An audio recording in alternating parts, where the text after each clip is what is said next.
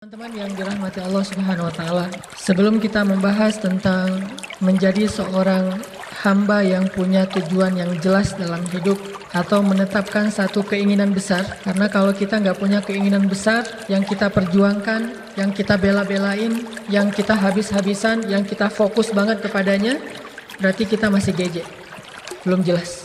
Orang yang udah jelas hidupnya tuh, dia tahu apa yang dia sedang perjuangkan. Orang yang udah jelas hidupnya itu, dia tahu kenapa dia berkorban. Apa yang harus dia korbankan, apa yang harus dia kesampingkan, dan apa yang harus dia bela. Berarti dia tahu betul tujuan dan prinsip hidupnya. Dia punya cita-cita yang jelas, dia punya keinginan besar, yang itu akan dia perjuangkan habis-habisan.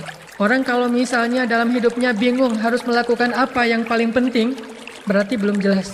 Apalagi kalau sampai kita ngerasain hari kita tuh berlalu dengan sia-sia. Ada hari yang kita lewatin, aduh kok hari ini kayaknya biasa-biasa aja ya. Atau kita merasa tidak terlalu bersemangat untuk bangun tidur.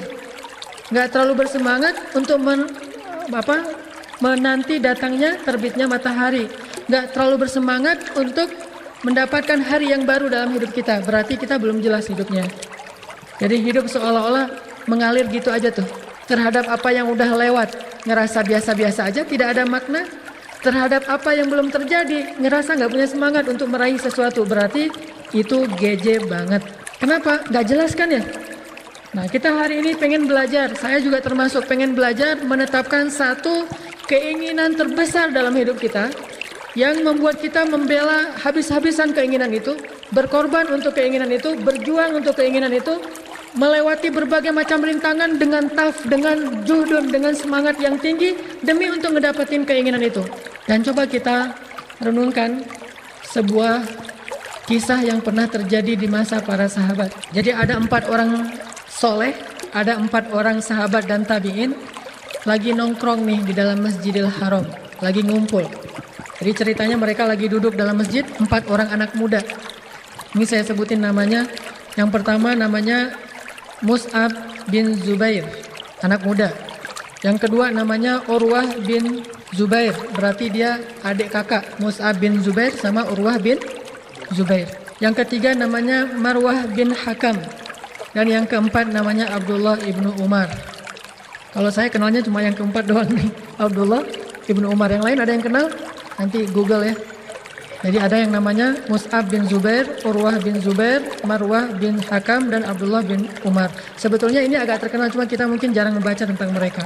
Nah, keempat anak muda ini yang umurnya kurang lebih sekitar antara 17 sampai 30 tahun, anak-anak muda ini lagi duduk di dalam Masjidil Haram. Tiba-tiba salah seorang di antara mereka nanya, "Kamu cita-citamu pengen jadi apa?" Atau pertanyaannya, "Keinginan apa yang kamu ingin dapetin dalam hidup ini? Apa sih hal besar yang kamu pengen dapetin dalam hidup ini?" Ini lagi pengen memperjelas maksud hidup. Kemudian orang yang pertama namanya Mus'ab bin Zubair bilang, "Kalau saya keinginan terbesar saya tuh pengen jadi gubernur, pengen ngegantiin Pak Aher, pengen jadi gubernur Irak. Itu keinginan terbesar dia dalam hidup." Itu satu. Ternyata nggak satu dia.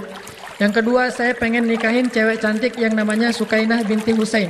Itu cewek idaman saya banget, itu gue banget, itu tipe saya banget. Seandainya bisa, walaupun itu agak-agak mustahil. Soalnya Sukainah itu terlalu tinggi untuk level saya. Tetapi yang namanya orang pengennya, saya pengen nikahin Sukainah bintu Husain.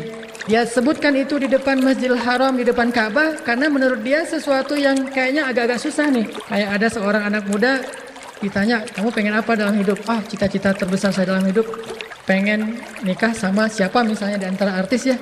Yang main Talak 3 siapa tuh?" Nah itu deh. Pengen nikah sama artis Fulan binti Fulan. Dia nyebutin nama itu dalam keinginan terbesar dia karena dia pikir kayaknya agak-agak mustahil. Nah kemudian Mus'ab bin Zubair bilang pengen nikah sama Sukainah binti Husain. Terus apa lagi? Udah segitu aja? Enggak, satu lagi kata dia. Apa? Pengen nikah juga sama Aisyah binti Tolha. Jadi pengen nikah 2 kali. Jadi cita-citanya pengen poligami. Wah, ini bahaya nih. Ini adalah Mus'ab bin Zubair. Kalau bisa ini jangan ya, cukup 1 aja. Walaupun saya 2. Jadi cita-citanya pengen jadi gubernur Irak, sama pengen nikah sama Sukainah, sama Aisyah. 2 cewek cantik, idaman dia banget. Oke, ternyata selang beberapa tahun kemudian Mus'ab bin Zubair benar-benar menjadi gubernur Irak dan benar-benar menikah dengan Sukainah dan Aisyah. Ini namanya himmah, keinginan terbesar. Dia berjuang untuk itu, dia habis-habisan untuk itu sampai dapat. Kalau udah dapat baru bingung, nih ngapain lagi ya gitu. Udah jadi gubernur, karena dia nggak punya himmah lebih tinggi dari itu, makanya pokoknya pengen nguasain satu negeri yang namanya Irak. Akhirnya dia dapat, karena itulah himmah dia, jelas gitu. Gubernur Irak, nikah sama Sukainah, nikah sama Aisyah, dapat tiga-tiganya. Oke. Orang kedua, kamu pengen jadi apa? Apa keinginan terbesar dalam hidup kamu? Yaitu siapa tadi orang kedua? Urwah bin Zubair, adiknya. Urwah bilang gini, saya pengen jadi orang yang paling ngerti agama dan ahli hadis. Nih, lebih jelas lagi nih. Pengen jadi ulama. Saya pengen jadi ahli agama dan ahli hadis. Sehingga orang kalau nanya tentang hadis, tanya ke saya. Akhirnya terkenallah di antara ulama ahli hadis itu yang bernama Urwah bin Zubair. Benar-benar jadi ahli hadis. Kemana dia pergi, pasti itu lagi nyari hadis-hadis kepada orang yang punya hadis. Ketemu dengan imam ini, Syekh ajarkan saya satu hadis. Lalu dia dengar ada ulama di sana tahu hadis ini, tetapi tidak ada di sini yang tahu hadis tersebut kecuali ulama itu. Di mana dia? Ada di Syam. Dikejar ke Syam. Di Syam ditanya di mana orang yang bernama Fulan bin Fulan. Pokoknya nyari hadis saja sepanjang hidupnya. Kenapa? Itu adalah cita-cita terbesar dia tuh. Itu jelas banget hidupnya. Karena dia tahu betul apa yang sangat dia pengenin. Itu namanya himmah. Sehingga akhirnya dia jadi seorang ahli hadis. Yang ketiga, namanya Marwah bin Hakam. Ditanya, Marwah, kamu keinginan kamu yang paling gede itu apa? Pengen jadi apa? Kemudian akhirnya Marwah bilang, ini lebih tinggi daripada Mus'ab. Saya pengen jadi presiden. Cita-citaku gitu kan ya. Pengen jadi presiden kan gitu dulu ya.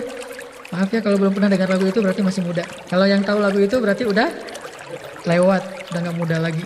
Dan saya tahu lagu itu. Nah, Marwah bin Hakam dia bilang, saya pengen jadi khalifah, pengen jadi presiden.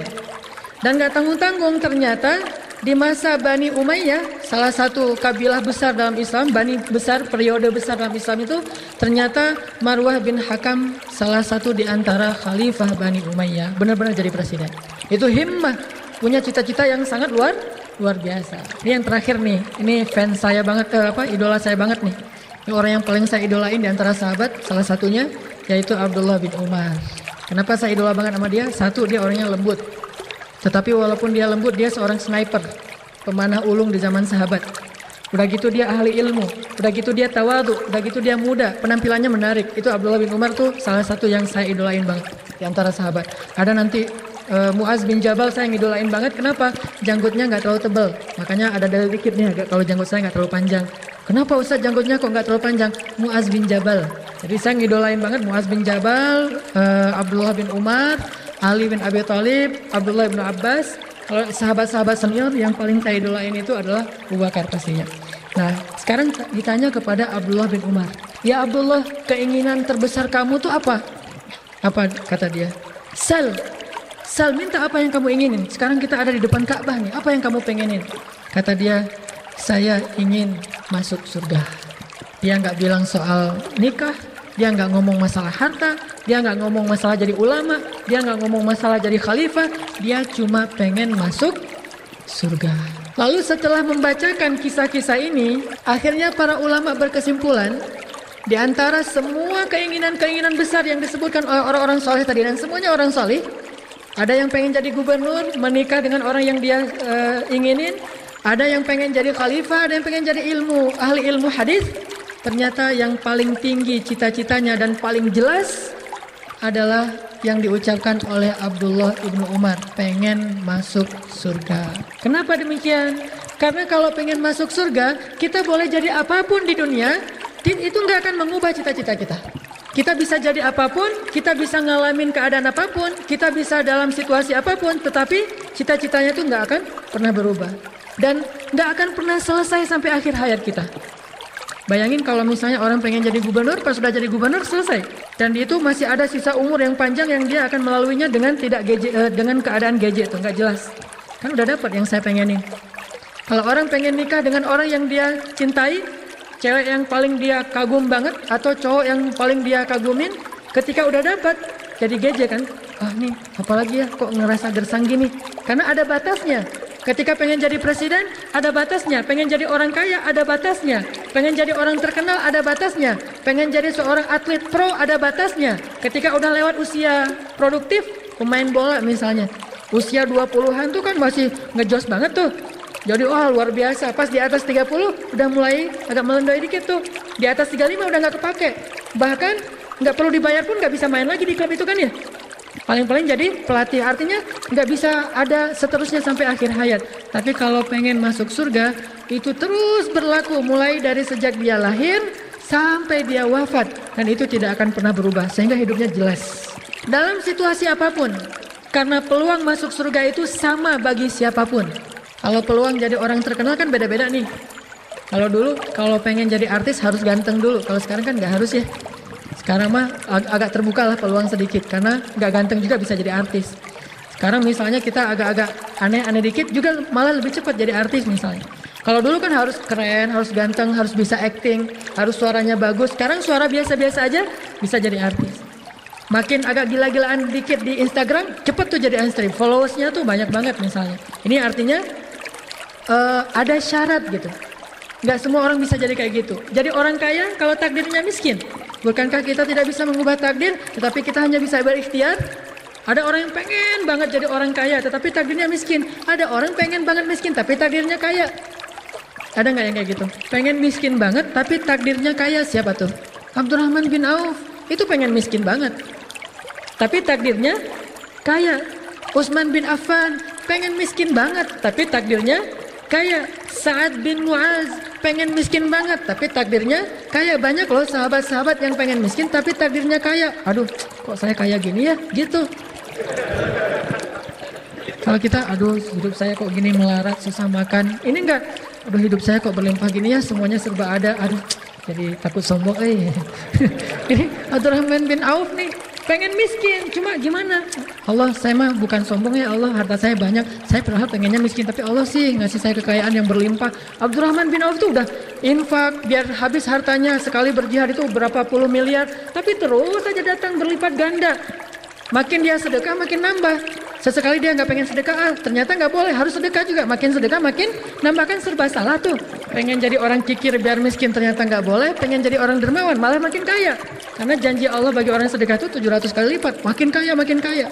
Ketika Rasulullah wafat, Abdurrahman bin Auf ngasih harta kepada istri-istri Nabi, satu orang berapa? 21 miliar. Itu dihadiahin sama Abdurrahman bin Auf. Aisyah 21 miliar, Ummu Salamah 21 miliar. Masing-masing istri Nabi dikasih 21 miliar, bayangin. Terus ketika dia wafat, kalau dihitung 21 miliar itu adalah seperempat dari harta Abdurrahman bin Auf dikali 10. Berapa tuh? 210 miliar. Itu baru 1/10 dari harta Abdurrahman bin Auf sebelum dia berdagang ke Syam. Gimana kalau ketika dia pulang bawa dagangan dari Syam, dari Yaman, dari Palestina, Yordania, hartanya tuh nggak kehitung jumlahnya. Kalau ada karavan yang datang dari Syam, Aisyah bilang, ya Rasulullah siap-siap. Kenapa? Ada pasukan yang mau menyerang kota Madinah. Lalu ketika Rasulullah udah siap-siap, ternyata kata para sahabat, ya Rasulullah nggak jadi perangnya. Kenapa? Ternyata bukan pasukan perang, tetapi karavannya Abdurrahman bin Auf. Saking banyaknya karavan dagangnya Abdurrahman bin Auf, disangka itu adalah pasukan musuh yang mau menyerang kota Madinah. Saking banyaknya. Mau gimana coba? Bukan dia yang pengen kan? Emang takdirnya gitu. Abdurrahman mah nggak habis-habisan buat training, jadi bisnis pengusaha sukses, jadi motivator dengan tujuan freedom finansial gitu. Enggak, dia biasa-biasa aja, kerja biasa aja. Paling dagang, orang yang disuruh dagang, dia mah sibuk dengan dakwah, sibuk dengan Rasulullah, pergi ke sana kemari berdakwah, khuruj fisabilillah 3 hari, 40 hari kayak tabligh gitu deh. Dia nggak sibuk dengan berdagang, tapi ya takdirnya kaya. Ada yang miskin pengen kaya. Salah satunya siapa? Sa'labah. Itu miskin dan harusnya dia terima aja miskinnya. Tapi karena dia nggak terima, cita-cita dia tuh pengen kaya, bukan pengen masuk surga. Akhirnya dia datang ke Rasul, ya Rasulullah, doakan saya jadi orang kaya, saya akan banyak bersedekah. Kata Rasulullah, la tutib, kamu nggak akan sanggup jadi orang kaya. Kata dia, sanggup lah ya Rasul, masa jadi orang kaya nggak sanggup? Yang nggak sanggup tuh jadi orang miskin. Ini kata siapa? Sa'labah. Kata dia sanggup jadi orang kaya, yang nggak sanggup tuh jadi orang miskin ya Rasul. Saya udah capek lah jadi orang miskin. Saya pengen sekali-kali ya Rasul ngerasain makan enak, tidur enak, kaya. Kata Rasul, yang sedikit dan dapat kamu ridhoi itu lebih baik daripada yang banyak dan kamu tidak mampu bersyukur. Yang sedikit kamu bersabar itu lebih baik daripada banyak kamu tidak mampu bersyukur. Kata dia, enggak ya Rasul, saya siap jadi orang kaya. Kata Rasulullah, ya sudah kalau gitu. Dia enggak dengar nasihat Nabi. Padahal kekayaan itu bukan segalanya dan miskin juga bukan apa-apa. Biasa aja, mau miskin mau kaya tetap punya peluang masuk surga. Akhirnya Nabi berdoa, ya Allah berikanlah rezeki kepada Sa'labah. Dia pulang dapat doa dari Rasulullah. Ternak-ternaknya itu beranak pinak kayak ulat. Kalau bahasa ulama tuh kayak ulat. Gimana ulat? Sekali beranak pinak tuh banyak banget. Yang biasanya ternak ngelahirin 2 ekor, 3 ekor, ini sampai 10, 20, wah banyak banget anak dari ternak-ternaknya. Sehingga dalam waktu singkat, ternak-ternaknya Sa'labah memenuhi padang rumput. Memenuhi 2 bukit, itu semuanya ternak dia. Jadi kalau kita sekarang pergi ke Arafah di musim haji itu penuh dengan orang, dulu tuh Arafah penuh dengan ternaknya Sa'labah. Bayangin sebesar itu. Seluas Arafah itu adalah ternaknya Sa'labah. Bayangin 1 ekor kambing harganya berapa? Ada yang jual kambing di sini? Ada yang bisnis akikah? Yang sedang-sedang tuh 2,5 juta kali 1 padang Arafah. Berapa ratus miliar, mungkin triliun.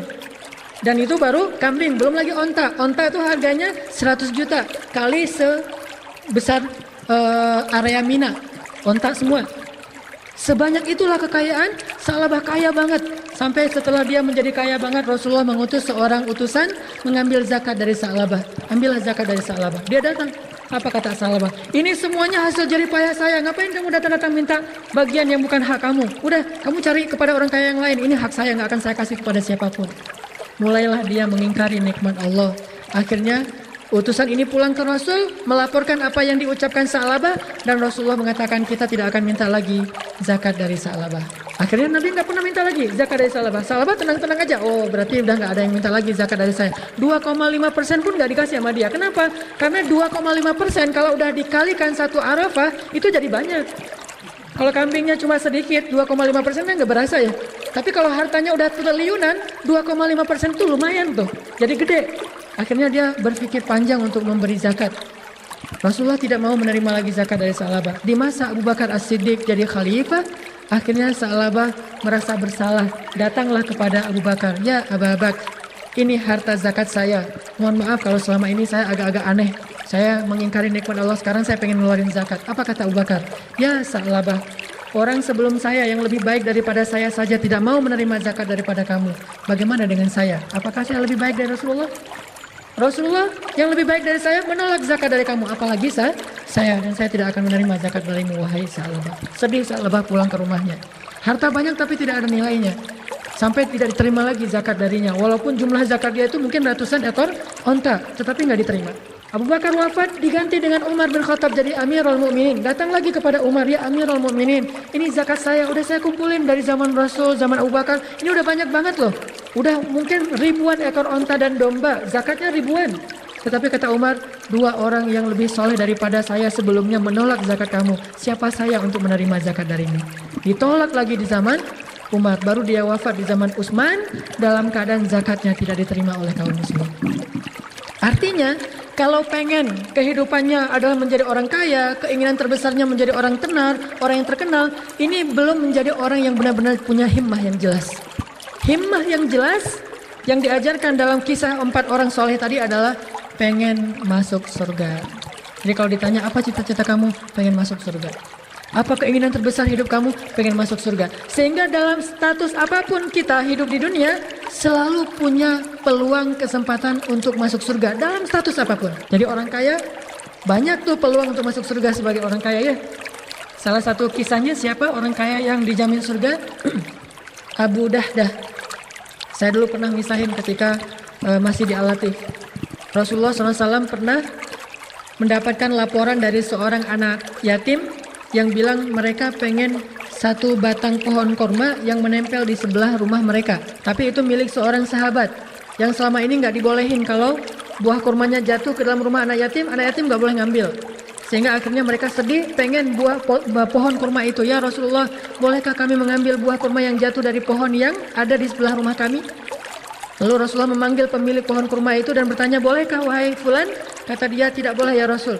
Kata Rasul, Bagaimana kalau Allah menggantikan untukmu satu pohon kurma di dalam surga yang kamu berjalan di bawah naungannya 100 tahun belum keluar dari naungan dahannya. Pohon yang sangat besar, yang sangat subur, yang sangat banyak buahnya. Mau nggak kamu diganti dengan surga? Kata dia, tidak mau ya Rasul. Saya pengen buah pohon kurma yang ini aja. Yang di surga saya nggak mau. Akhirnya karena dia nggak mengizinkan, Rasulullah mengatakan kepada anak yatim, bersabarlah, itu bukan hak kalian, jangan ambil kalau ada buah kurma dari situ yang jatuh dalam rumah kalian. Karena persis sebelah rumah mereka.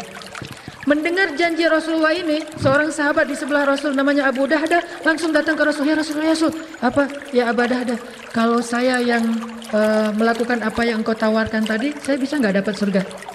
Bayangin, ditawarin surga, sahabat yang pertama nggak mau. Sahabat yang kedua tahu betul bahwa pengen dia itu adalah surga. Saya bisa nggak dapetin surga ya Rasul? Kata Rasulullah, bisa ya Abu Dahdah. Oh ya, tunggu ya Rasul. Dia langsung pergi nyusul sahabat yang punya satu pohon kurma tadi, dipanggil, ya Aba Fulan, kesini. Kata Abu Dahdah, ada apa ya Abu Dahdah? Kata Abu Dahdah, kamu tahu kebun kurma saya di Madinah? Kata dia, siapa yang tidak kenal kebun kurma milik Abu Dahdah? Di dalamnya ada 600 pohon kurma yang sangat subur. Sekali panen itu, satu pohon kurma itu bisa puluhan kilogram buah kurmanya. Dan itu ada 600 pohon kurma. Di dalamnya ada mata air, di dalamnya ada villa, kebun yang sangat terkenal di Madinah dengan kualitas kurma terbaik. Harga 1 kilogram kurma yang terbaik itu 300 real. 300 real itu sama dengan 1 juta.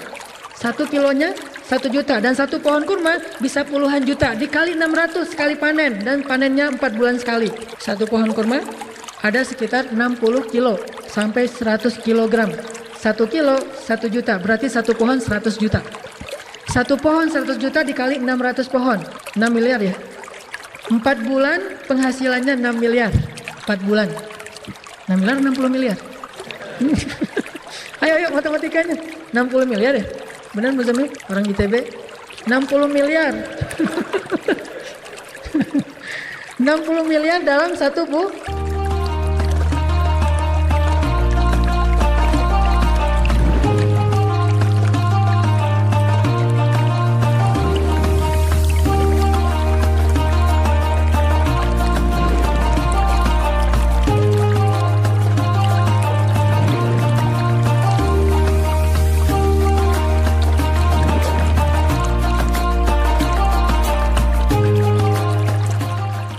Satu bulan bayangin, 4 bulan tuh 60 miliar penghasilannya. Dia tanya, ya Aba Fulan, kamu tahu kebun kurma milik saya? Kata si Fulan, ya Abu Dahdah, siapa yang tidak kenal kebun kurma milik Abu Dahdah yang paling terkenal di kota Madinah? Namanya kenapa? Mau nggak kamu satu pohon kurma milikmu yang ada di sebelah rumahnya anak yatim ditukar dengan kebun kurma milik saya 600 pohon kurma. Bayangin, ini iman, ini cita-cita tertinggi. Dia akan lakuin apapun demi keinginan terbesar dia. Ini baru namanya nggak geje banget nih hidupnya nih. Abu Dahdah. Hah? Dia cubit-cubit gitu, saya mimpi nggak ya? Abu Dahdah tuh beneran gitu. Kata Abu Dahdah, benar, wallahi saya pengen kalau kamu ridho kita tukar. Akhirnya kata dia, oh boleh banget tuh. Tadi ditawarin surga nggak mau, sekarang ditawarin 600 pohon kurma, mau banget, cepat gitu. Mau. Ya udah, kalau gitu mulai sekarang pohon kurma yang satu itu milik saya, kebun kurma saya milik kamu. Baik, datanglah Abu Dahdah ke rumah anak yatim. Dia mengatakan, wahai anak-anak yatim, wahai anak-anakku, mulai sekarang pohon kurma ini menjadi milik kalian. Makanlah sepuas kalian dari buah kurma yang jatuh ke dalam rumah kalian dari pohon ini. Anak yatim itu bahagia, senang, happy gitu. Rasulullah kemudian mendengar cerita ini. Akhirnya Rasulullah mengatakan, aduhai betapa beruntungnya Abu Dahdah.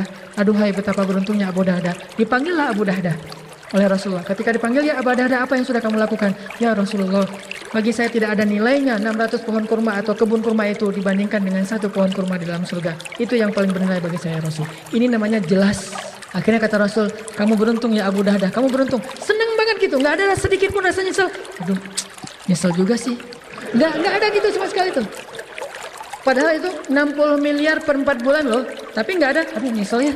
Harusnya nggak usah gitu-gitu amat, udahlah dihargain satu pohon kurma milik orang itu dengan 2 pohon kurma saya aja, nggak usah satu kebun. Ini mah nggak tanggung-tanggung, karena dia saking menghargai surga, bagi dia itu nggak perlu ditawar-menawar. Udah aja kasih 600 pohon kurma itu nggak usah ditawar, karena surga jauh lebih berharga daripada 600 pohon kurma bagi orang seperti Abu Dahdah yang kaya dan nggak geje. Akhirnya Abu Dahdah pulang dengan senang gitu, pulang ke kebunnya, ke rumahnya, mau menemui istrinya, bahagia banget. Alhamdulillah, kayak orang baru dapat untung besar, padahal kebunnya hilang. Tapi pulangnya kayak orang baru dapat untung besar, senang, bahagia, bersiul gitu. Udah sampai di depan kebunnya, dia ngelihat istrinya sama anaknya lagi ngumpulin buah kurma yang udah berjatuhan, lagi kerja gitu. Dia bilang, wah istriku keluar dari kebun ini. Kenapa ya Aba Dahdah? Kebun ini sudah saya jual. Oh ya, berapa untungnya? Kepada siapa kamu menjualnya ya Aba Dahdah? Saya menjualnya kepada Allah dan keuntungannya adalah surga. Apa kata istrinya? Itu baru untung ya Aba Dahdah. Nih istri yang nggak geje ya, makanya cari istri yang kayak gini. Baik, tadi sampai di mana? Oh iya, istri yang nggak geje. Istri siapa? Abu Dahdah. Sama nih, suaminya keinginan terbesar dalam hidupnya adalah surga. Istrinya juga gitu, keinginan terbesar dalam hidup mereka adalah surga. Ini sekeluarga nih, semuanya nggak geje, semuanya jelas gitu. Semuanya pengennya surga. Sama kayak keluarga Abu Bakar. Pas Abu Bakar menyedekahkan seluruh hartanya, nggak diomelin di rumah. Kalau misalnya yang satu jelas, yang satu nggak terlalu jelas kan, akan jadi rame tuh. Pas misalnya istrinya ke taklim, suaminya nggak rela karena istrinya makin soleh, makin sering mengkritik suaminya misalnya gitu. Makin banyak tahu, makin banyak ceramah di rumah atau cerewet misalnya. Atau sebaliknya, si istri juga gitu, nggak rela kalau suaminya terlalu soleh, karena terlalu soleh nanti malah dikhawatirkan, gitu deh, ya gitu. Artinya, jadi nggak sefrekuensi gitu. Kalau Abu Bakar As-Siddiq dan keluarganya itu sefrekuensi, semua mereka hidup pengen masuk surga, sehingga ketika Abu Bakar dalam hidupnya banyak ujian, menjadi dikasih banyak amanah, sibuk, dan keluarga nggak terlalu banyak dapat porsi waktu, mereka rela banget. Yang penting semua yang mereka laluin ini tujuannya sama, pengen dapetin surga Allah SWT. Makanya ketika Abu Bakar jadi khalifah, itu waktu buat keluarga itu udah banyak banget yang kesita. Kita sibuk dengan taklim aja, kadang-kadang ada istri yang kadang ngeluh ketika suaminya seminggu taklim 3 kali. Kamu ngapain sih taklim seminggu 3 kali? Perasaan nggak gitu-gitu juga kali gitu ya, nggak sampai harus seminggu 3 kali. Ini kan ada hak anak, hak keluarga segala macam. Ada yang kayak gitu-gituan. Kenapa? Karena emang mungkin frekuensinya belum sama. Tapi kalau Abu Bakar As-Siddiq jadi khalifah, waktunya untuk keluarga udah sedikit banget, terus juga nggak menerima gaji dari pemerintahannya, ditambah lagi jatah istrinya semakin sedikit sampai istrinya pengen makan enak aja. Kata Abu Bakar, ya udah kalau gitu sisain aja dari belanja kita sehari-hari. Mudah-mudahan nanti bisa ditabung, setelah sebulan bisa beli makan enak. Setelah ditabung sebulan bisa beli makan enak, kata Abu Bakar, kalau gitu berarti gaji saya selama ini lebih atau ya udah serahin lagi kepada Baitul Mal. Mulai sekarang gaji saya dikurangin. Ketika Abu Bakar melakukan hal-hal yang kayak gini, maka keluarganya nggak ada yang ngeluh. Kenapa? Karena semuanya punya cita-cita yang sama, pengen masuk surga. Sehingga orang kalau misalnya cita-citanya, keinginan terbesarnya adalah masuk surga, itu benar-benar jadi impiannya banget. Semuanya akan dia jalanin dengan penuh semangat kalau dia melihat itu ada peluang di surga. Sama kayak orang misalnya cita-citanya menjadi orang yang pebisnis sukses, pengusaha sukses. Dia ngelihat apa aja jadi peluang ya. Oh ini bisa nih kalau dijual nih. Oh ini nih kalau dibisnisin. Oh ini nih market nih. Oh ini nih. Orang kalau punya jiwa bisnis, kalau talentanya itu bisnis banget, maka ngelihat apa aja tuh jadi peluang bisnis. Karena cita-cita terbesar dia itu pengen sukses di dunia usaha, di dunia bisnis. Begitu juga orang kalau pengen masuk surga, ngelihat apa aja tuh jadi peluang surga gitu. Oh ini nih pahalanya besar nih. Oh ini nih bermanfaat banget. Oh ini nih insya Allah jadi surga walaupun kecil. Sampai Nabi SAW bilang, hindarkanlah diri kalian dari api neraka walaupun dengan sebutir kurma. Takutlah, hindarkan diri kalian dari api neraka walaupun dengan sebutir kurma. Artinya kalau keinginan terbesarnya itu adalah masuk surga dan gak masuk neraka, maka peluang sekecil butir kurma pun diambil sama dia. Memindahkan diri dari jalan, itu sedekah. Kemudian seperti seorang perempuan yang memberi minum anjing, ternyata dijamin surga. Nggak ada satupun amal yang dia remehin. Kenapa? Karena dia pengen surga. Semuanya dia lakuin. Walladzina yu'tuna ma ataw wa qulubuhum wajilah. Orang yang sudah banyak beramal tapi hatinya tetap merasa kurang karena pengen banget dapat surga yang lebih tinggi, pengen banget dapat surga yang lebih baik, yang lebih luas, yaitu surga Firdaus Al-A'la, surga Firdaus yang paling tinggi. Coba kita renungin beberapa kisah yang pernah mungkin kita dengar dari ustadz-ustadz dalam berceramah. Salah satunya misalnya kisah seorang perempuan di masa Rasul yang sakit. Ada yang bilang ini sakitnya sakit ayan, Ada yang bilang bukan, pokoknya sakit aja. Sakitnya parah banget. Udah nggak ketolong lah pokoknya sakitnya. Udah sekian tahun dia sakit, terus-terusan kayak gitu. Kalau lagi kambuh sakit banget. Akhirnya dia datang ke Rasul minta didoain supaya sembuh. Nih lihat keinginan terbesar seseorang sembuh atau apa? Datang ke Rasul, pengen sembuh. Wajar gak sih pengen sembuh? Wajar ya, dan manusiawi boleh banget. Bahkan sangat boleh. Allah juga senang kepada hamba yang kayak gini. Pengen dapat kebaikan yaitu sembuh. Tapi giliran dibenturin dengan keinginan lain yang lebih besar, dia akan pilih keinginan yang lain. Kalau berbenturan, kalau harus memilih. Datang ke Rasul bilang, ya Rasulullah, saya udah sekian tahun sakit. Dan kalau lagi kamu tuh gak ketahan banget ya Rasul. Boleh gak saya minta didoakan? Doa Rasulullah itu mustajabah supaya Allah menyembuhkan saya dari sakit ini. Bukannya gak sabar ya Rasul, tapi ini sakit banget. Akhirnya Rasulullah tiba-tiba dapat ilham dari Allah. Dan mengatakan kepada perempuan ini, ya amatullah, ibu, kalau saya doain, insya Allah ibu akan sembuh. Tapi ibu mau gak saya tawarin sesuatu yang lebih baik daripada sembuh? Ya Rasulullah, apa itu yang lebih baik daripada sembuh? Bayangin. Orang yang sakit parah, kalau bahasa kita sekarang mungkin kanker ya. Kanker stadium 4 lanjut, yang kata dokter gak akan bertahan. Sakitnya luar biasa, sampai keluar belatung dari tubuhnya misalnya. Terus ditanya, ada sesuatu yang lebih baik dari sembuh? Memangnya bagi orang yang sakit kayak gitu, apa yang lebih baik daripada sembuh kan? Bukankah sembuh yang terbaik bagi dia? Yang paling dia inginkan, yang paling dia impikan? Nabi bilang, maukah ibu saya tawarin sesuatu yang lebih baik daripada sembuh? Dia dengan semangat tanya, apa ya Rasul yang lebih baik daripada sembuh? Kalau ibu nggak saya doain, ibu sabar aja dengan sakit ini, maka setiap kali sakit ibu kambuh, Allah akan menggugurkan dosa-dosa ibu dan ibu dijamin masuk surga. Sok pilih yang mana? Pasti kita akan bilang sembuh dan masuk surga. Masalahnya nggak ada hadis kayak gitu ya. Adanya cuma 2 pilihan. Mau sembuh boleh, cuma nggak dijamin. Gak apa-apa ya Rasul, yang penting udah sembuh. Nanti soal nggak dijamin kan bisa diusahain, bisa ibadah setelahnya kan bisa gitu ya. Jadi emang nggak dijamin surga, mungkin masuk surga, mungkin nggak dijamin. Cuman kalau udah sembuh, kalau kita berpikir, kalau udah sembuh nanti saya bisa ibadah, saya mah bisa taklim, saya bisa apa-apa segala macam. Tapi bagi orang yang surga itulah keinginan terbesarnya, dia nggak akan buang peluang itu. Walaupun dengan cara yang paling berat sekalipun, gak akan buang peluang itu. Sama kayak misalnya kita orang miskin nih. Kita orang miskin. Udah sekian tahun jadi orang miskin. Fakir bahkan, gak punya kerjaan, gak punya penghasilan. Dan di rumah diomelin terus karena gak pernah bawa uang yang cukup. Tiba-tiba ada orang yang datang kepada kita bilang, Pak, Bapak saya kasih 2 pilihan. Bapak saya kasih rumah dan pekerjaan tetap. Sehingga Bapak punya penghasilan memang gak gede dan punya rumah walaupun bukan mewah. Atau pilihan yang kedua, Bapak sabarin sebentar lagi dengan kemiskinan Bapak. Setahun lagi nanti Bapak saya kasih uang sekian miliar dengan rumah yang di komplek ini, harga rumahnya sekian, penghasilannya sekian, saya punya investasi di sebuah perusahaan, itu semuanya saya ganti atas nama Bapak. Bapak mau pilih yang mana? Dia gak akan bilang, gini aja deh Pak, Bapak kasih saya rumah yang biasa aja, pekerjaan yang biasa aja, nanti saya akan nabung supaya bisa beli rumah yang besar itu, bisa. Enggak. Kalau orangnya tahu betapa pentingnya harta itu bagi dia, uang yang sekian miliar nggak akan dia raih dengan cara hanya berusaha sendiri, pasti dia nggak akan buang peluang. Ya udah nggak apa-apa, saya miskin setahun lagi, setelah itu nanti saya akan dapat rumah yang sangat mewah, dapat saham dari sebuah perusahaan 70% atau bahkan 100%, yang itu nggak akan bisa saya dapatin hanya dengan kalau saya dapat pekerjaan tetap lalu saya nabung, nggak akan dapat segitu. Pasti nggak akan dibuang peluangnya. Begitulah perempuan cerdas ini ketika ditawarin sama Nabi. Saya doain, ibu akan sembuh dengan seizin Allah. Cuma nggak dijamin surga, terserah ibu nanti berusaha gimana. Bisa tergelincir, bisa enggak. Tapi kalau ibu bersabar, Allah akan menghapus semua dosa-dosa ibu setiap kali kambuh dan dijamin masuk surga, dijamin. Nggak ada cerita dia masuk neraka, meninggal masuk surga. Mau yang mana ibu? Dia nggak bilang ya Rasul, saya pulang dulu istikharah.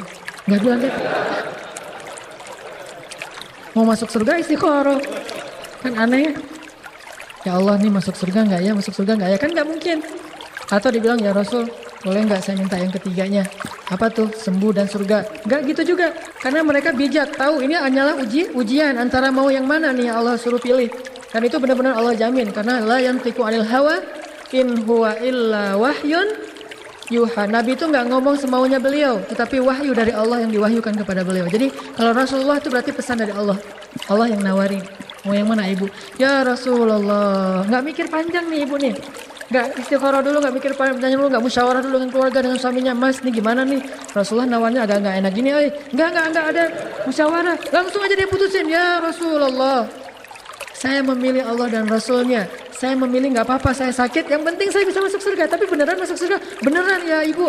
Masuk surga langsung, nggak masuk neraka dulu, nggak pakai mampir-mampir dulu, nggak pakai mampir-mampir, langsung masuk surga. Bisa gitu? Bisa. Ya udah, saya sakit aja deh. Coba bayangin.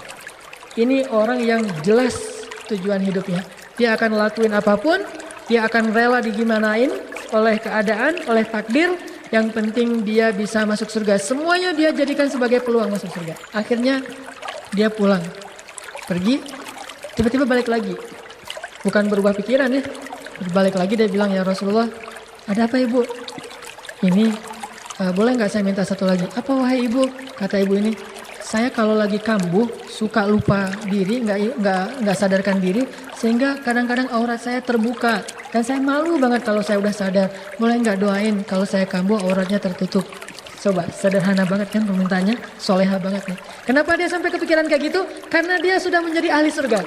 Maka permintaan berikutnya adalah permintaan ahli surga.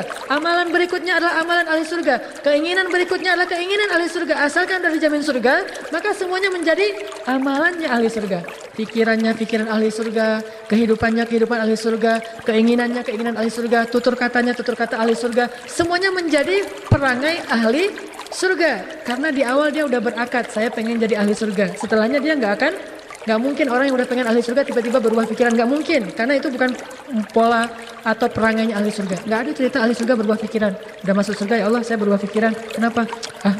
Bosan kayaknya, saya pengen tantangan ya Allah yang di api gitu. Kan nggak ada kan orang masuk surga berubah pikiran.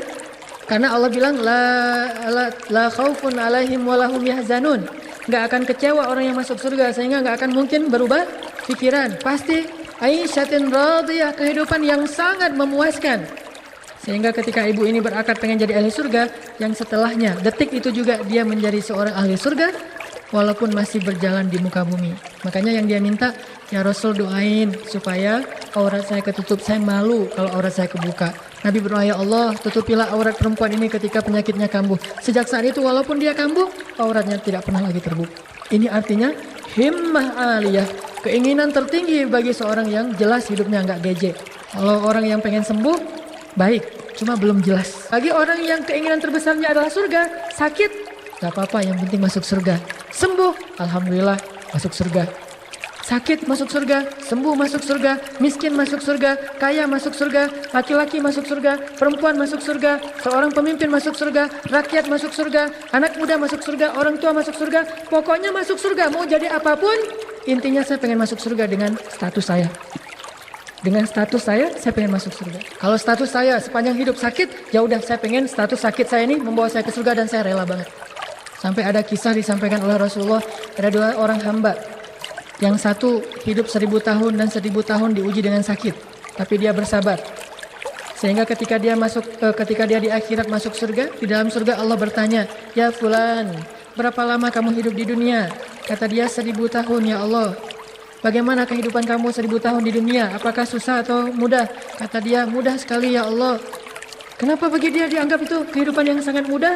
Di dunia 1000 tahun sakit? Karena dibandingkan dengan surga, itu nggak ada apa-apanya ujian itu. Jadi ringan banget, karena keinginan terbesarnya adalah surga. Orang yang kedua, hidup 1000 tahun dengan kekayaan, sehat, semuanya diberikan oleh Allah kenikmatan dunia. Akhirnya dia kufur, lalu dia masuk neraka. Di dalam neraka Allah bertanya, ya fulan, berapa tahun kamu hidup di dunia? Cuma sehari saja ya Allah, cuma sehari saja hidup di dunia. Bagaimana kehidupan kamu di dunia cuma selama sehari? Susah banget, hidup cuma sebentar tapi susah banget ya Allah. Dia ngeluh semua kehidupan dia di dunia. Kenapa dia anggap susah? Karena nggak ada nilainya kenikmatan di dunia kalau udah diberikan akhirat dengan neraka. Makanya keinginan yang terbesar bagi orang yang faham, seperti Abdullah ibnu Umar, minta, sal tu'tah, minta kamu akan diberikan. Maka dia mengatakan as'alul jannah, saya berharap masuk surga aja deh. Jadi pemimpin, khalifah yang bisa buat saya masuk surga. Oke. Jadi gubernur bisa buat saya masuk surga. Jadi suami bisa buat saya masuk surga. Jadi istri bisa buat saya masuk surga. Jadi jomblo pun bisa buat saya masuk surga. Siapa jomblo yang masuk surga dijamin surga? Perempuan? Maryam al-Adra. Maryam sang jomblo sejati yang solehah, yang terjaga. Al-Azra itu kalau bahasa Inggrisnya Saint, S-A-I-N-T, Saint Mary. Saint Mary itu bahasa Arabnya Maryam Al-Azra, Maryam yang terjaga, Maryam yang suci, yang sampai akhir hayatnya nggak pernah melakukan dosa atau berbuat fahsya, dan dia jomblo sejati sampai akhir hayatnya, meninggal dalam keadaan suci. Maryam Al-Azra itu masuk surga dengan kejombloannya. Kenapa? Menjaga iffah. Dengan kejombloan dia ada peluang masuk surga. Mana peluang masuk surganya jomblo? Kan jomblo fisabilillah. Gimana jomblo fisabilillah masuk surga dengan kejombloannya? Dia menjaga iffah, menjaga kehormatan. Dia jomblo nggak mau macam-macam sampai halal. Kalau udah halal baru macam-macam banget. Kalau belum halal nggak mau macam-macam. Kalau udah halal banget gitu. Karena bromet yang baru nikah gitu. Jadi kalau udah nikah baru boleh segalanya. Kalau belum nikah jaga, karena itu kesempatan masuk surga kita. Justru kalau udah nikah nggak punya lagi kesempatan masuk surga lewat jalan jomblonya. Udah punya kesempatan masuk surganya berubah. Harus jadi seorang suami yang imam yang baik, atau jadi seorang ayah yang memberi nafkah, bertanggung jawab, mendidik anaknya. Beda lagi nanti peluang masuk surganya. Jadi, dan ada satu lagi, peluang mendapatkan naungan Allah di padang mahsyar sebagai anak muda yang mampu menjaga kehormatan sampai dia menikah, udah lewat kalau sudah nikah. Makanya kalau keinginan terbesar kita pengen masuk surga, semuanya akan kita lakuin dan kita lihat sebagai peluang surga. Habis-habisan demi surga. Kayak misalnya Rasulullah SAW lagi mau perang Tabuk. Itu perang pertama melawan pasukan di luar orang Arab. Ini pasukan yang sangat kuat, Romawi. Kemudian kaum muslimin belum terbiasa melawan mereka, jadi harus mempersiapkan segala sesuatu. Nabi mengatakan, siapa yang ingin menjadikan hartanya jalan masuk ke surga? Ya Rasulullah, ada apa ya Rasulullah, ada apa ya Rasulullah? Semuanya semangat. Kalau udah ditawarin siapa yang pengen surga, langsung saya insya Allah siap, siap insya Allah. Kalau pengen masuk surga, langsung ada apa ya Rasulullah, apa yang bisa kita lakukan demi bisa masuk surga? Siapa yang pengen masuk surga lewat hartanya, kata Rasulullah. Kami ya Rasulullah. Maka kita akan berperang melawan pasukan Romawi, kita akan ke Tabuk. Maka siapa yang pengen masuk surga, berinfaklah fisabilillah. Langsung bubar. Bubar ngapain? Pulang ke rumah masing-masing. Dia ngegeledah rumahnya, apa yang bisa saya infakin untuk keluarga, untuk jalan Allah. Datang, ada yang bawa onta, ada yang bawa domba, ada yang bawa emas, ada yang bawa perisai, ada yang bawa pedang, ada yang bawa segala macam dah pokoknya. Sampai Utsman bin Affan datang bawa 100 ekor kuda. Kata Utsman, apa yang kau bawa ya Utsman? 100 ekor kuda ya Rasulullah. Ya Allah, berkahilah harta Utsman. Karena didoain oleh Rasulullah, dia merasa, aduh, kalau cuma 100 ekor kuda, nyesel, harus bawa lagi supaya didoain lebih berkah lagi kan. Coba bayangin, pulang lagi tuh. Ya Rasul, sebentar Rasul. Ya, pulang. Datang bawa 300 ekor kuda lagi. Ya Allah, berkahilah harta Utsman. Hah? Didoain lagi, pulang lagi tuh. Bawa 500 ekor onta. Ya Allah, berkahilah harta Utsman. Hah? Pulang lagi tuh, bawa 5 kilogram emas. Aduh, pokoknya nggak habis-habis dah. Tiba-tiba datang seorang laki-laki, Umar bin Khattab, dengan semangat pengen masuk surga lewat hartanya. Ya Rasulullah, ini dengan pede gitu. Ya Umar, berapa yang kamu berikan? Setengah dari harta saya Rasulullah. Bukan pamer ya, bedain ini amal hati, dan Umar tidak, zahir dan batinnya sama, dia nggak pamer, dia hanya semangat gitu. Ini ya Rasulullah. Akhirnya Rasulullah mengatakan, ya Allah, berkahilah harta Umar. Rasulullah tersenyum kepada Umar. Tiba-tiba belakang datanglah Abu Bakar. Hartanya nggak banyak-banyak amat, udah habis, soalnya sejak di Mekah juga kan orang kaya yang jatuh miskin kan Abu Bakar. Sama kayak Khadijah, kaya jatuh miskin gara-gara jalan Allah. Kata Abu Bakar, bawa hartanya nggak banyak-banyak amat, nggak kayak Umar. Umar langsung mikir, ini surga saya akan lebih luas daripada Abu Bakar nih. Saya lebih banyak infaknya. Rasulullah tanya, ya Abu Bakar, berapa yang kamu infakkan? Ya Rasulullah, ini seluruh harta saya. Umar kaget, hah? Seluruh harta? Aduh, kalau gitu mah saya juga nggak berani. Umar juga nggak bisa kalau seluruh hartanya. Kalau Abu Bakar, ini seluruh harta saya Rasulullah. Nggak ada lagi yang tersisa. Ya Abu Bakar, apa yang kamu sisakan untuk keluargamu? Saya tinggalkan Allah dan Rasulnya untuk keluarga saya. Keluarganya siap ditinggalkan Allah dan Rasulnya. Pasti pas sudah Abu Bakar pergi, istrinya nanya, ya Abu Bakar mau kemana? Ini hartamu saya bawa semuanya. Terus kita ditinggalin apa? Allah dan Rasul. Oh ya, Allah dan Rasul. Itu tuh orang yang pengen masuk surga. Istrinya kayak gitu banget tuh. Allah dan Rasul. Dia tahu betul bahwa keinginan terbesarnya adalah surga. Sama kayak seorang suami yang istrinya percaya, pinter memutarkan modal. Dia kalau bukan judi sih, dia pergi terus dia usaha dengan modal itu, pulang-pulang jadi lebih kaya misalnya gitu ya. Nah, suaminya bilang ke istrinya, mah, nih ada peluang bisnis nih. investasi bagus nih kayaknya menurut ilmu yang papa selama ini pelajarin, pengalaman bisnis, ini nih potensial banget nih mah. Terus papa mau gimana? Ini rumah kita sama mobil sama semua aset kita mau papa gadain untuk modal bisnis. Kalau istrinya orangnya tahu betul bahwa suaminya ini orang yang amanah dan pintar dan selalu tepat apa yang dia prediksiin, maka istrinya akan bilang, oh nggak apa-apa Pak, ntar mama ambil dulu ya di bawah di dalam laci, diambilin sertifikat tanah, BPKB mobil, semuanya diambil dikasih ke suaminya. Kenapa? Satu, keinginan terbesar mereka berdua pengen kaya raya kan, pengen lebih sukses lagi, pengen dapat uang lebih banyak lagi. Yang kedua, istrinya percaya kalau suaminya itu pasti prediksinya benar gitu, ekspektasinya tuh dapat, kalau dia puterin uang pasti kaya raya. Begitulah istri Abu Bakar As-Siddiq. Ketika Abu Bakar membawa harta, aset-aset mereka, istrinya mengatakan, oh ya nggak apa-apa, karena dia nggak akan ngecewain keluarganya, pasti akan berbuah surga Abu Bakar dan keluarganya. Habis-habisan tuh mereka kalau pengen dapetin surga.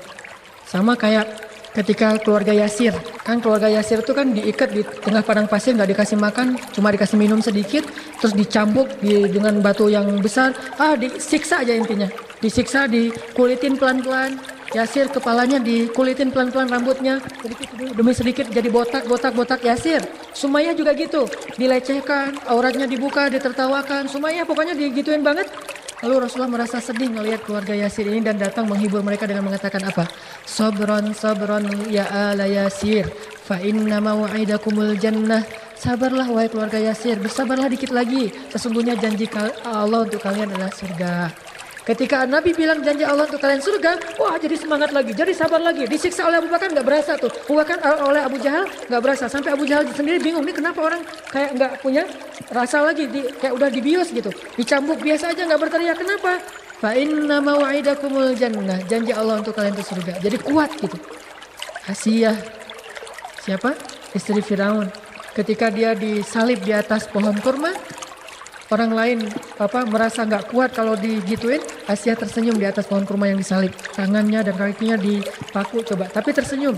Kenapa dia tersenyum? Karena Allah memberikan pemandangan kepada Asiyah, surganya Asiyah seperti apa. Ketika dia ngelihat seperti 3D gitu ya, atau 4D gitu, ngelihat surganya yang benar-benar dia lihat, maka akhirnya dia jadi tersenyum. Ini mah nggak apa-apa, ujian kayak gini disalib juga nggak apa-apa, mau 1000 kali disalib juga nggak apa-apa, yang penting masuk surga. Sampai Nabi bilang apa? Seandainya seseorang tahu gimana surga bagi orang yang syahid di jalan Allah, saya pengen syahid di jalan Allah, lalu hidup lagi, lalu syahid lagi, lalu hidup lagi, lalu syahid lagi. Saking luasnya dan besarnya surga bagi orang yang syahid di jalan Allah. Ini keinginan terbesar mereka. Sampai akhirnya ada juga cerita seorang sahabat yang ini satu-satunya sahabat yang dijamin masuk surga tanpa hisab. Di antara 70.000 orang yang masuk surga tanpa hisab, ada satu yang dijamin di antara sahabat. Namanya siapa? Ukasyah. Ketika Rasulullah bilang, nanti di akhir zaman, di padang mahsyar, ada 70.000 di antara umatku akan masuk surga tanpa hisab, tanpa azab. Begitu bangun kubur langsung masuk surga. Yang lain ngantri dulu dihisab, yang lain pada disidang dulu, ada yang saling hujat-menghujat. Yang ini mah 70.000 orang, langsung dari kuburnya ke surga, loncat. Bangun dari kubur, langsung surga. Luar biasa, 70.000 orang. Nabi bilang kayak gitu. Akhirnya Ukasyah bilang, ya Rasulullah, doain saya termasuk salah satu di antara mereka. Rasulullah tersenyum, ya Ukasyah, kamu tuh emang termasuk salah satu di antara mereka. Luar biasa ya. Langsung dijamin sejak hidup, dia dijamin masuk surga tanpa hisab. Salah satu dari 70.000 orang. Berarti sisa berapa? 69.999.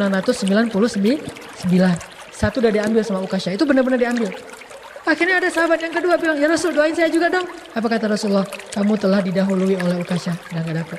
Artinya berusaha lagi, jangan telat. Dan sejak dapat itu, Ukasyah jadi semangat. Kenapa? Karena udah jamin masuk surga, dia jadi orang yang ahli surga yang masih berjalan di bumi. Semangat beribadah, semangat membela agama Allah. Oh luar biasa semangatnya. Sampai akhirnya di akhir hayat Nabi dia pernah memeluk Nabi dalam keadaan tidak pakai baju nabinya kan ya, supaya bertemu kulit dia dengan kulit Rasulullah yang mulia. Dan kata Nabi, gak akan dibakar api neraka kulit yang bersentuhan dengan kulitku. Dan seterusnya dan seterusnya. Keinginan sahabat pengen masuk surga itu luar biasa.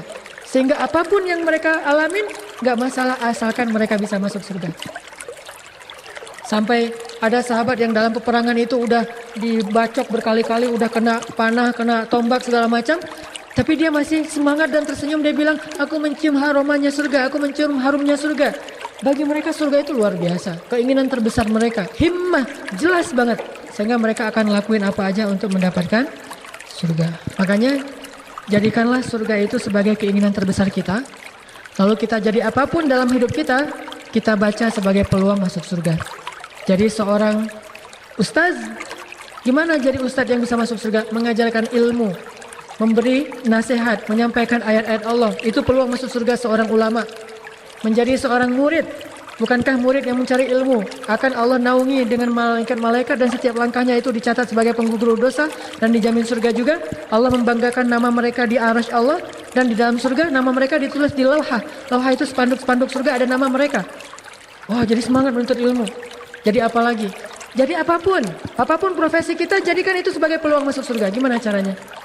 Jadi pemain bola, gimana jadi pemain bola bisa masuk surga? Banyak. Bukankah jadi seorang selebriti yang diidolakan oleh banyak orang itu berarti bisa memberi pengaruh yang negatif atau positif? Sehingga ketika kita jadi seorang pemain bola terkenal, kita semangat main bola, lebih berprestasi lagi, jadi pemain yang top. Sehingga orang-orang akan mengeluh-ngeluh kita. Apapun yang kita lakukan itu ditiru sama mereka. Kita pakai apa, mereka akan pakai itu. Kita seleranya makan apa, mereka seleranya makan itu. Kita ngapain aja, mereka tiru semuanya. Jadi idola banyak orang. Sehingga kita berlakukan hadis, siapa yang menunjukkan satu kebaikan, dia dapat pahala dari setiap orang yang menirunya. Dan siapa yang memberi contoh suatu kebaikan, dia dapat pahala dari orang yang mencontohinya kan. Man dalla ala khair, man sanna sunnatan hasanah. Ternyata bisa juga lewat jadi pemain bola. Lewat jadi artis, apalagi lewat jadi musisi, lebih semangat lagi bermain membuat karya-karya musik yang bisa membangkitkan semangat orang untuk beramal soleh. Walaupun orang itu tidak menjadi sangat soleh dengan musik kita, minimal musik dan lagu kita itu menjadi awal dari berubahnya seseorang menjadi lebih baik. Mungkin mereka tidak belajar agama dengan musik kita. Mungkin orang tidak akan belajar agama dengan lirik-lirik lagu kita. Tetapi lirik lagu kita itulah yang membujuk hatinya, yang mengetuk hatinya, yang awalnya tadi jauh dari Allah, tiba-tiba pengen mendekat kepada Allah. Setelah dia dekat, dia kemudian bertemu dengan para ulama dan belajar agama. Mungkin lewat musik. Makanya saya pribadi juga sering banget merasa disemangati oleh lagu-lagu yang penyemangat nasyid ataupun lagu-lagu religi atau lagu-lagu motivasi itu menyemangati banget. Kayak misalnya dulu pas kita hiking dulu ada lagu mengarungi samudra kehidupan, kita ibarat para pengembara, hidup ini adalah perjuangan, tiada masa tuh berpangku tangan. Jadi semangat lagi gitu, beramal soleh, berdakwah, berukhuwah. Itu kan musik-musik yang membangkitkan semangat. Dan mungkin para penyanyi itu atau yang menulis lirik lagu itu, komposernya gak sadar berapa banyak orang yang jadi semangat pagi-pagi bangun untuk beramal soleh, berdakwah gara-gara dengar lagu dia. Berapa besar pahalanya. Saya pernah dengar lagunya Ustadz Atep tentang syukur kepada Allah dengan bentuk rapnya. Gara-gara dengar lagu itu, saya kalau dengar lagu nggak cuma dengerin musik tapi perhatiin liriknya inspiratif, akhirnya jadi semangat lagi. Mungkin yang menyanyikan nggak sadar bagaimana lagu-lagunya itu memberi semangat bagi orang untuk beramal soleh. Dan ternyata bakat suara kita itu anugerah dari Allah untuk kita berdakwah dengannya.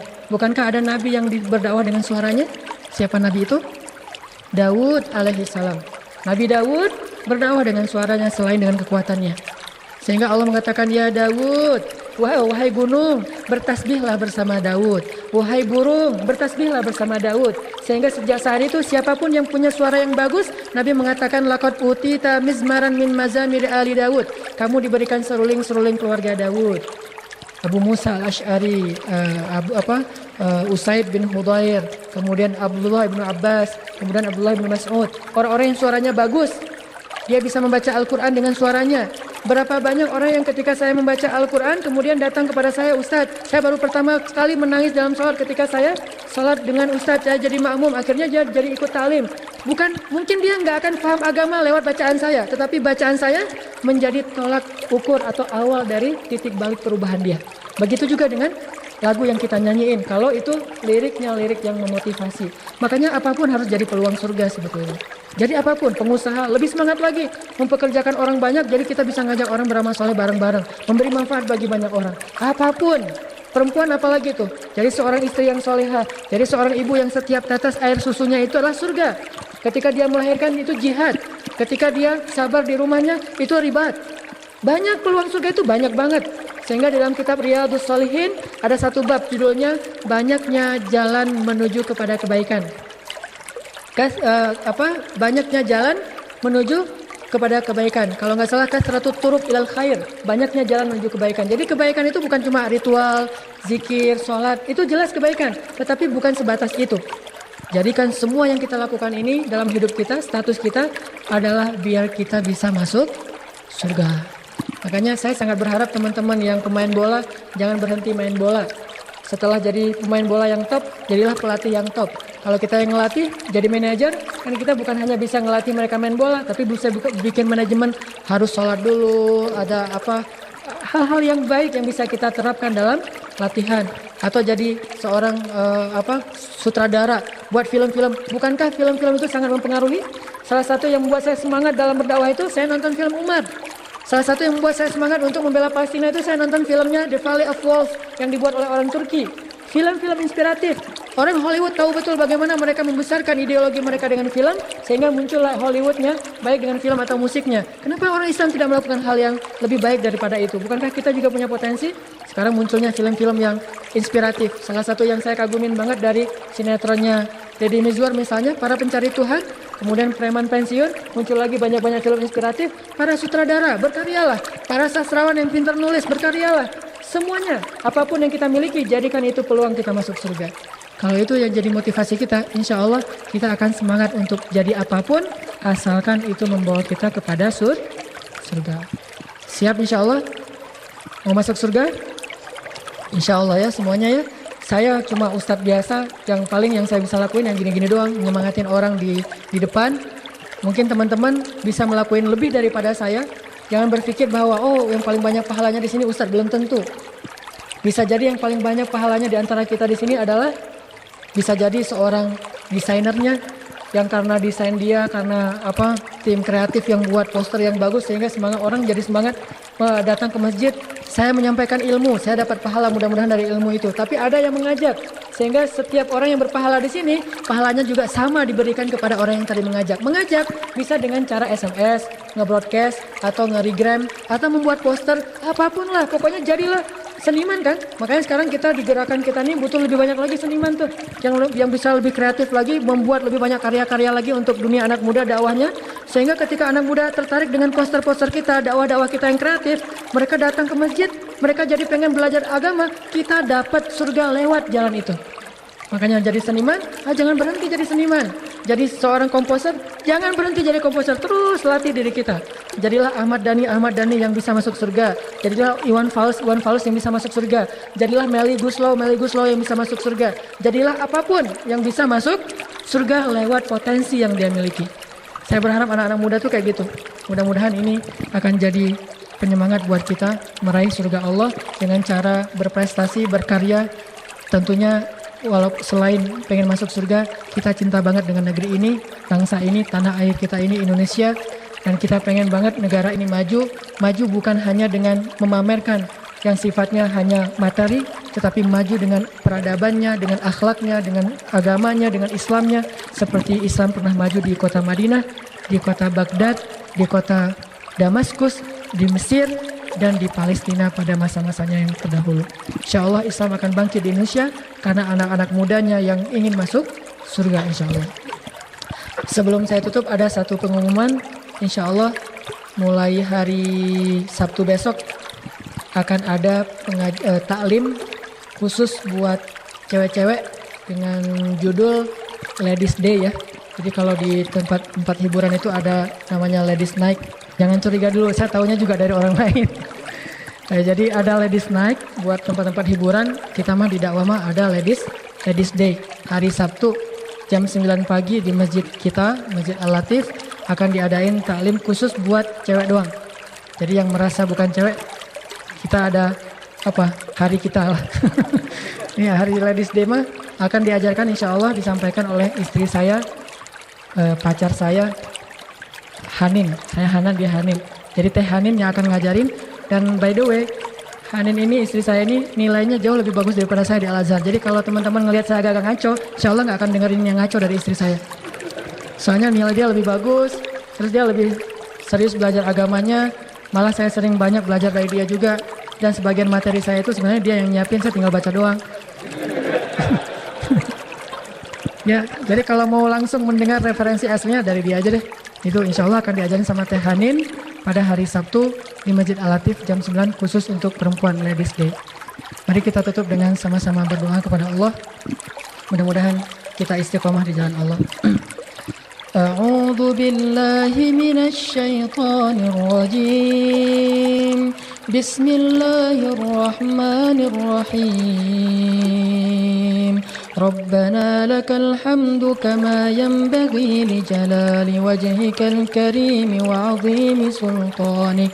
Allahumma salli wa sallim wa barik ala sayyidina Muhammad wa ala alihi wa sahbihi ajma'in.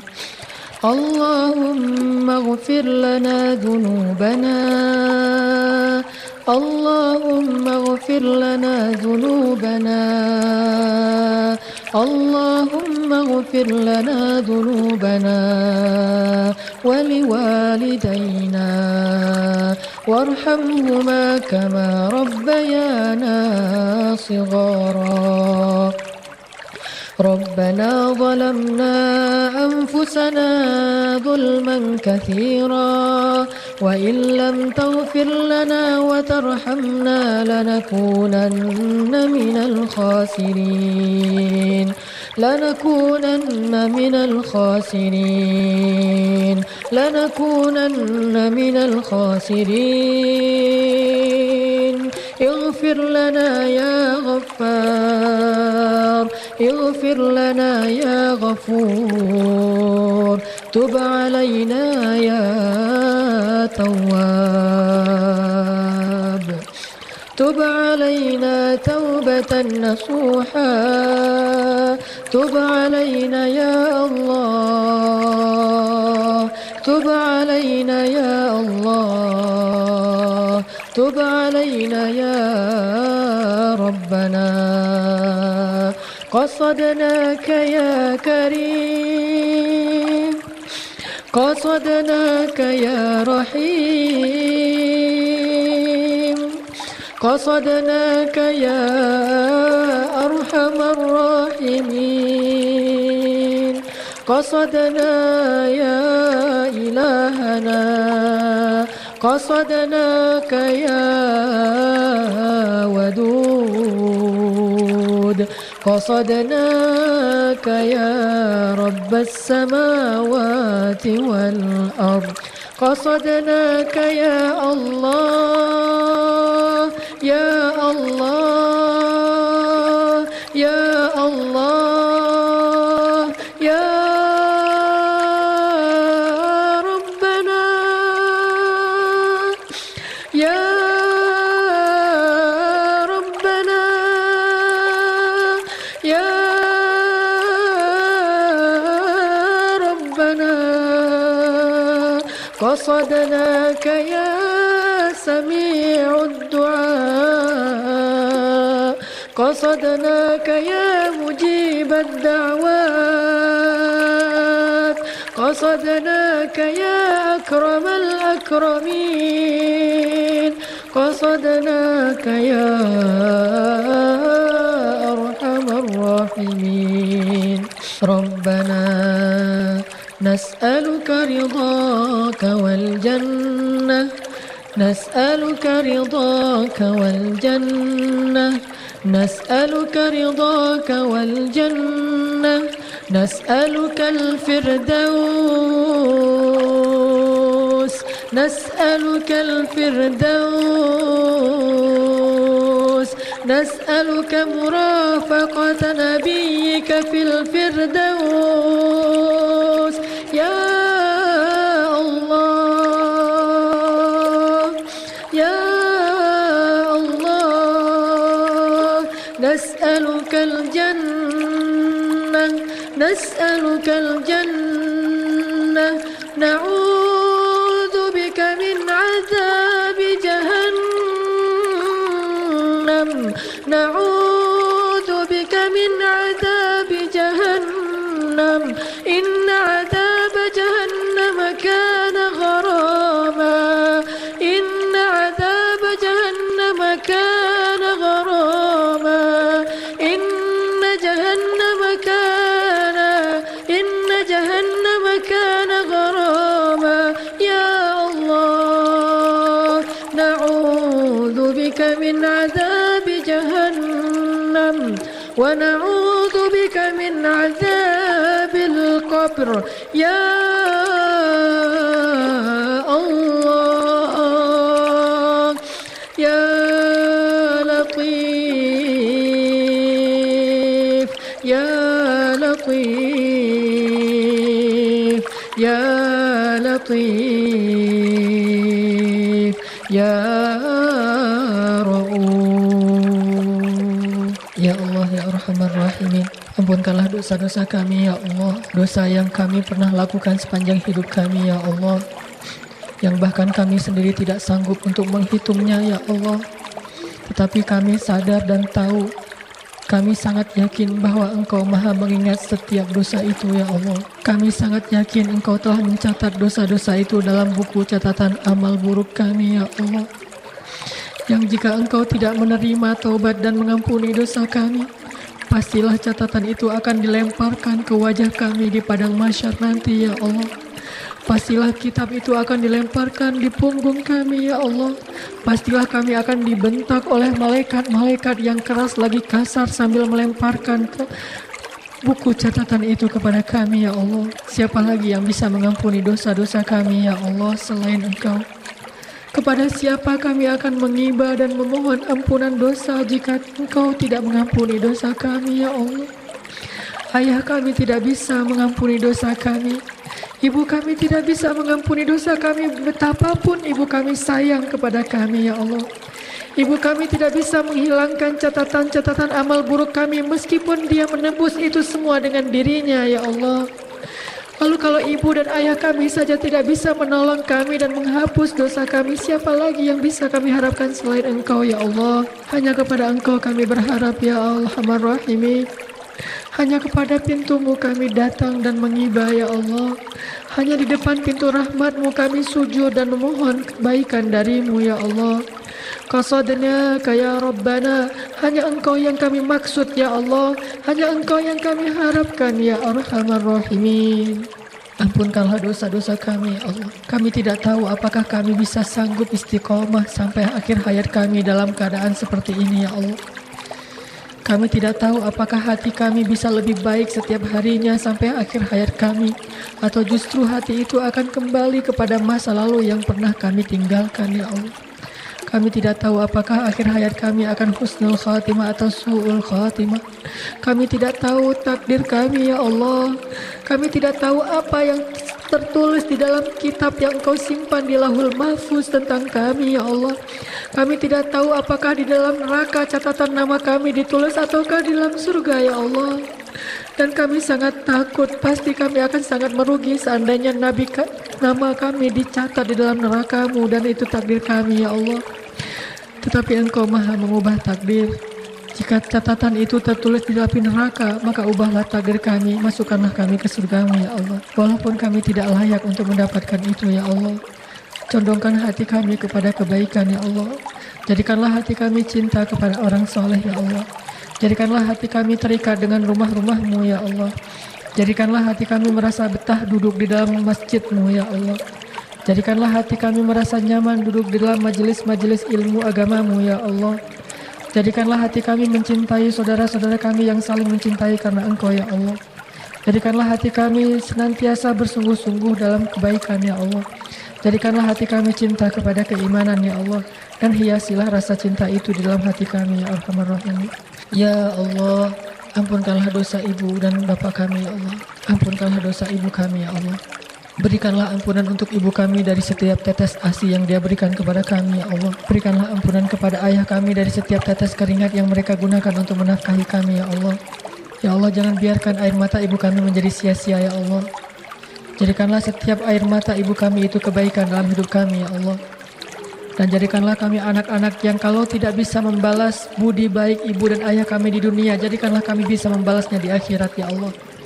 Jadikanlah kesolehan-kesolehan kami yang baru sederhana ini di dunia akan menolong ayah ibu kami nanti di akhirat ya Allah. Mungkin di antara kami di sini ada orang tuanya yang sudah wafat. Mungkin ayahnya, mungkin ibunya, mungkin kedua-duanya ya Allah. Yang sekarang tidak bisa lagi berbakti kepada orang tuanya. Maka jadikanlah sedikit amal soleh kami sekarang di dunia bisa menjadi bakti kami untuk menolong orang tua kami nanti di akhirat ya Allah. Ya Allah, kami rindu kepada orang tua kami yang sudah wafat. Ya Allah, kami rindu kepada orang tua kami yang sudah wafat. Kami ingin berkumpul lagi dengan mereka di dalam surga ya Allah. Ya Arhamar Rahimin, sayangilah istri kami ya Allah. Sayangilah suami kami ya Allah. Sayangilah anak-anak kami ya Allah. Janganlah Engkau memisahkan kami di akhirat gara-gara kami tidak taat kepadamu ya Allah.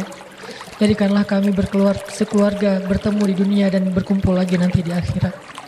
Ya Arhamar Rahimin, menangkan Islam di Indonesia dengan bangkitnya para pemuda ya Allah. Ya Allah ya Arhamar Rahimin, berikanlah hidayah-Mu kepada hati-hati para pemuda di Indonesia ya Allah. Ya Allah ya Arhamar Rahimin, bangkitkanlah semangat para pemuda untuk membela agama dengan dakwah dengan akhlaknya ya Allah. Ya Allah ya Arhamar Rahimin, bantulah para pemuda-pemuda di Indonesia dan khususnya di Bandung agar semuanya bersatu dalam barisan dakwah ya Allah. Jadikanlah mereka adalah cikal bakal bangkitnya pergerakan Islam dan peradaban Islam ya Allah. Jadikanlah mereka para pemuda Ashabul Kahfi. Jadikanlah mereka pemuda Hawarijin. Jadikanlah mereka pemuda-pemuda Muhajirin. Jadikanlah mereka pemuda-pemuda Ansar. Ya Allah, bangkitkanlah Islam dengan pemuda-pemuda yang ada di Masjid Istiqomah ini ya Allah. Ya Allah, jadikanlah kami salah satu di antara pembela agama-Mu ya Allah. Kami tahu betapa istimewanya menjadi pembela agama-Mu walaupun kami merasa tidak pantas untuk itu ya Allah. Ya Allah, beri kami kesempatan untuk bisa membela agama-Mu. Beri kami kesempatan untuk menjadi kesatria dalam Islam sebagaimana Engkau telah menjadikan Muhajirin dan Ansar sebagai kesatria dalam Islam. Ya Allah, bangkitkanlah di antara kami Muhammad Al-Fatih. Bangkitkanlah di antara kami Salahuddin yang baru. Bangkitkanlah di antara kami Umar bin Abdul Aziz. Bangkitkanlah di antara kami para rijal yang akan membawa agama ini kepada yang lebih baik. Ya Arhamar Rahimin, berikanlah kepada kami pasangan-pasangan yang menyejukkan hati kami. Anak-anak yang bisa menjadi ketaatan bagi orang tuanya dan menyejukkan pandangan orang tuanya. Anugerahkanlah kepada kami sepotong saja dari surga-Mu di dunia, yaitu keluarga yang solihah. Berikanlah kami keluarga yang solihah yang menjadi kesenangan bagi kami di dunia, agar kami bisa beristirahat dari penatnya kehidupan kami. Ya Allah, jadikanlah rumah kami adalah surga. Jadikanlah istri kami adalah bidadari. Jadikanlah suami kami adalah seorang rijal, seorang kesatria, imam. Jadikanlah anak-anak kami adalah lu'lu' wal marjan.